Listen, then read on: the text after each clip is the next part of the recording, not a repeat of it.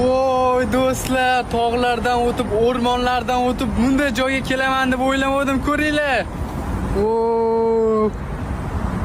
Konto Dubai do'stlar, mana safarimning 107-kuni inshaalloh Makka va Madinaga maqsadim yetib borish. Lekin bunday joylarda qaranglar, o'zimmanmi ko'ringlarsizmi? Sizlar tush ko'rmayapsizlarmi? G'alati bo'lib ketyapman. Qishloqdan shunaqa joyga kelib qolsa boshqacha bo'lar ekan.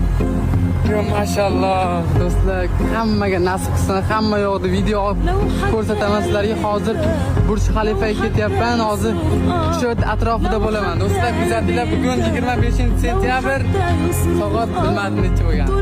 Mana mashhur joy.